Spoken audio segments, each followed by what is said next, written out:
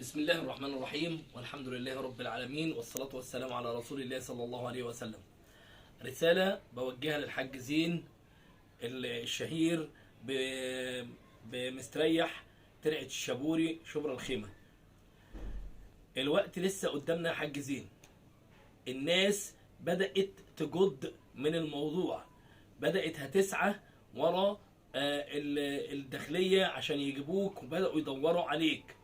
فالافضل ان انت حضرتك تيجي وتشوف حق الناس زي ما قلت لي، وتشوف حق الناس دي عشان الموضوع يخلص من قريب، لان ما طار طير وارتفع الا كما طار وقع.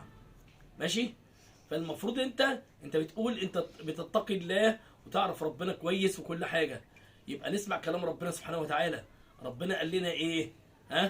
الذين يأكلون أموال الناس ظلما إنما يأكلون في بطونهم نارا وسيصلون سعيرا. اعرف يعني ايه السعير؟ وادي في قاع جهنم. السعير وادي في قاع جهنم يا حاج زين. انت خلاص العمر ما بقاش فيه قد اللي راح.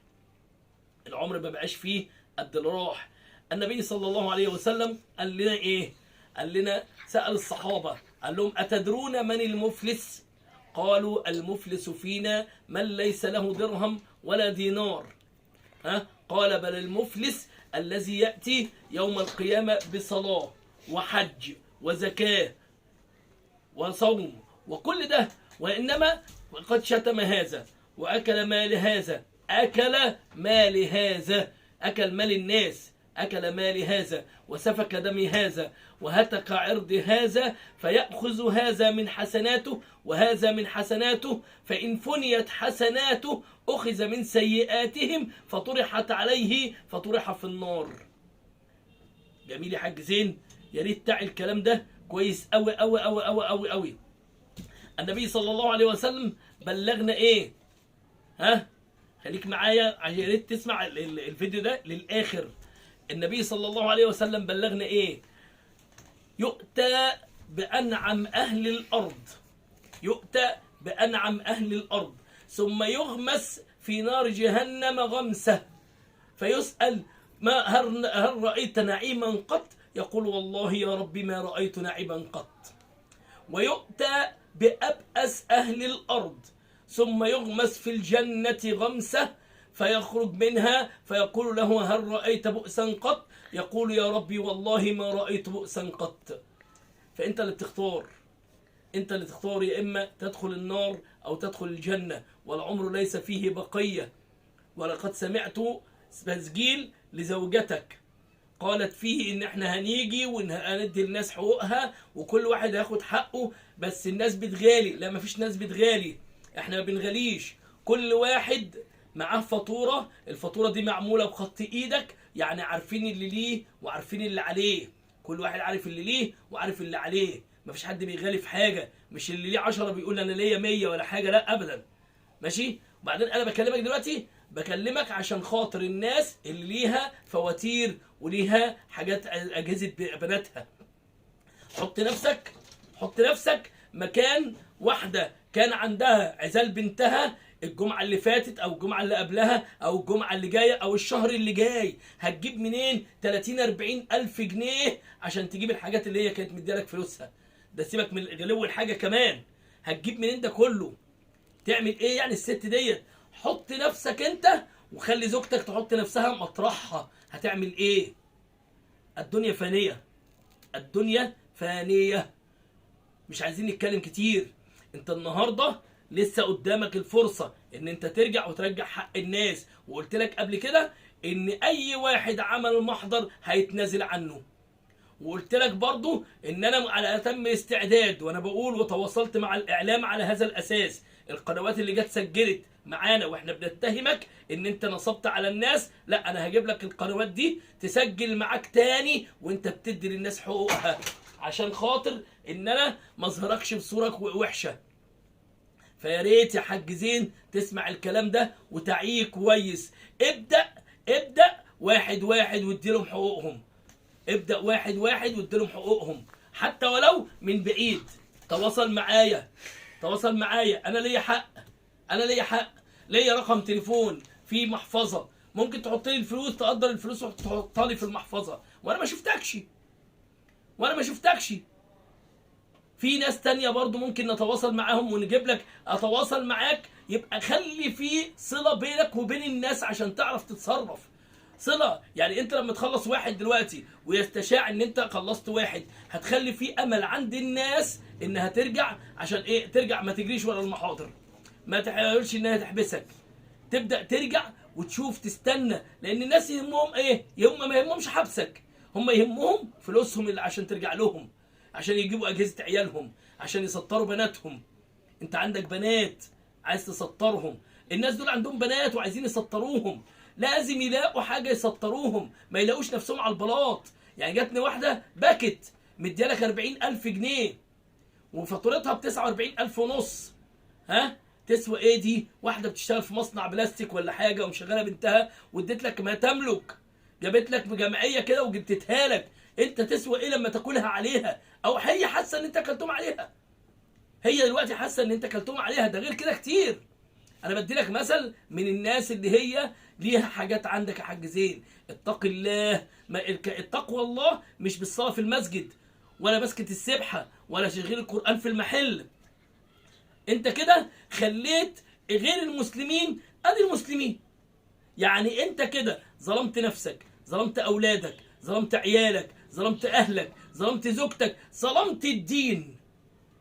وده اكبر ظلم للدين، ان انت الناس كلها شايفه الحاج زين رايح جاي على المسجد يصلي في الصف الاول، الوقت بوقته، السبحه في ايده ما بيسيبهاش، القران شغال، وينصب على الناس ويهرب من الناس. ظلمت الدين. فين انت بقى من الدين اللي انت بتقول عليه دوت؟ فين اللي انت بتقول عليه انت تقي وتعرف ربنا وهترجع حق الناس؟ فين حق الناس؟ ابدأ ورجع حق واحد واحد. ابدأ واحنا هنكون معاك. كله هيبقى على امل، مش هيجري ورا الحكومة عشان تجيبك. انت كده كده هتتحبس. يعني احنا سواء جرينا او ما جريناش القانون مش هيسيبك. ولكن احنا عايزين الناس، نطمن الناس ونقول لهم تعالوا حاجتكم بترجع لكم واحد واحد. الراجل عنده ظروف بيرجع لواحد واحد، ما تستعجلوش، هنقف معاك وانت بره، هنقف معاك وانت بره، بس ابدأ. انما كده انت، انا فهمت عن المكالمه اللي انت اديتها لي ديت وكلمتني فيها، ان انت كده بتثبتني عشان ما ازودش كتير قوي الاعلام حواليك. انا فهمتها كده 1% انت كلامك صح، انما 99% انت كلامك لا، انت بتهديني عشان ما يزيدش الموضوع عليك قوي زياده. صدقني والله الموضوع هيزيد وبيزيد كل يوم، وكل يوم الناس بدأت تروح للمحاميين، والمحامين هتبدأ تجري ورا القضية، وهتبقى هتلاقي نفسك بين 4 حيطان. يعني فجأة هتلاقي نفسك بين 4 حيطان، ظلمت نفسك وظلمت الناس وظلمت عيالك وظلمت أسرتك وظلمت زوجتك وظلمت عيالك، كل دول اتظلموا معاك بسببك انت. يعني فالواجب علينا ان احنا ايه؟ نشوف احنا علينا ايه وندفعه. نبدأ عشان الناس تبقى عندها ثقة. نبدأ. انت مثلا بدأت بيا مثلا، ها؟ انا هقول للناس كلها يا جماعة الحاج زين بعت لي فلوسي وهيبعت لكل واحد فلوسه. الناس مش هتجري ورا القواضي لان مش عايزة تحبسك، هي عايزة حقوقها.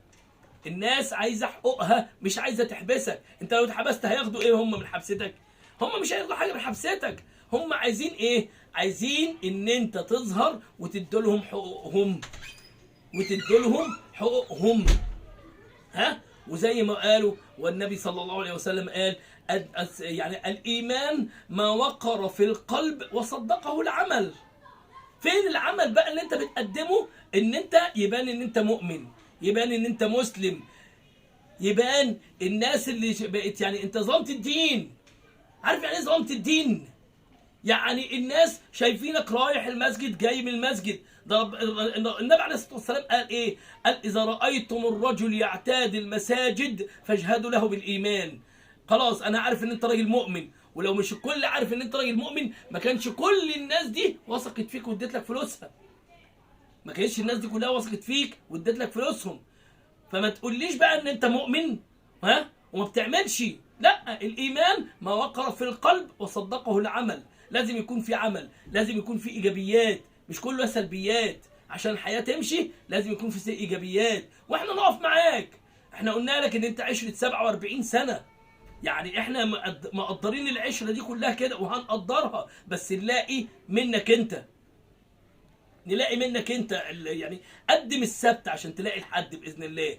انت لو قدمت السبت بدات ان انت ترجع لناس حقوقها، الناس الباقيه هتطمن.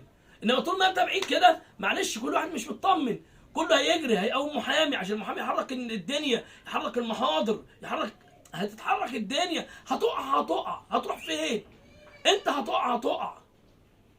فيا ريت يا حاج زين، دي رساله اخيره بوجهها لك وقدام الناس كلها، بوجه لك الرساله دي. يا ريت تتقي الله في اولادك قبل، وفي الدين، في الدين اللي انت ظلمته، الدين اللي انت ظلمته معاك. الناس بتقول يعني امال ايه السبحه وايه الصلاه وايه الكلام ده كله والقران اللي مشغله؟ الناس بتقول كده. انت ظلمت الدين ظلم شنيع. محدش بيظلم الدين كده، لازم تراعي الدين. يا حاج زين، دي رسالة أخيرة بوجهها لك عشان تشوف الناس وتتقي الله في الناس. وشكرا.